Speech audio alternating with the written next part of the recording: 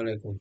আমি আপনাদের আজকে এক্সেল একটি কাজ দেখাবো, যা দিয়ে আপনারা অবশ্যই অনেক কাজ করতে পারবেন, সহজেই কাজগুলো করতে পারবেন। দেখেন, চলে আসি কাজে। এখন আপনাকে বস একটি কাজ দিল যে এখন আপনাদের অফিসের ভিতরে আপনার বেসিক স্যালারি দেওয়া হলো, হাউজিং দেওয়া হলো, আর যত কিছু দেওয়া হয় সব কিছু দেওয়ার পরে আমি জাস্ট জাস্ট স্যালারি কাজ করতেছি। শীট নিয়ে একটু বেসিক স্যালারি, হাউজিং স্যালারি। এবং আমরা এই যে হাউসের বেসিক স্যালারি এবং হাউসের স্যালারি একত্র করে মান্থলি স্যালারি তাদেরকে বসাতে হবে। তাহলে কিভাবে বসাবো সেটা কাছে দেখাবো। আমাদের বেসিক স্যালারি দেওয়া আছে, হাউসের দেওয়া আছে, টোটাল স্যালারি কত হবে, তাহলে কিভাবে ফর্মুলা করবো আমি অলরেডি করা আছে। দেখেন, আমি কি লিখবো, প্রথমে সাম দেবো, ইকুয়াল সাম, ফার্স্ট ব্র্যাকেট দিয়ে ব্লক লিখবো, লেখা পরে ফার্স্ট ব্র্যাকেট দিয়ে এই শিটে যে বেসিক স্যালারি শিটটা থেকে এই ডাটা পুরো ডাটা নিয়ে যাব।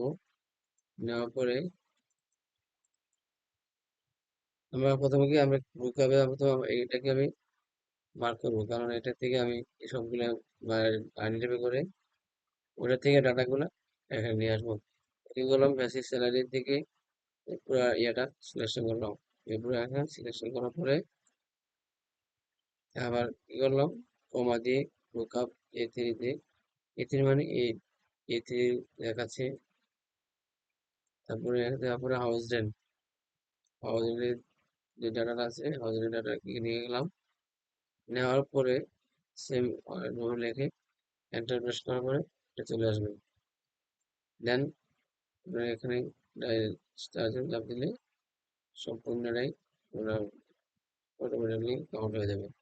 যেমন 1013তে রহিম 1013তে কি করছে, 16,500 টাকা কি হয়েছে কি 1013, 13 কোথায়, 1200 টাকা, এখানে 1013 রহিম স্যার, রহিম 4,500 টাকা, তাহলে 12,000, 4,500, 16,500, 16,500 টাকা এখানে আমার হয়ে গেছে।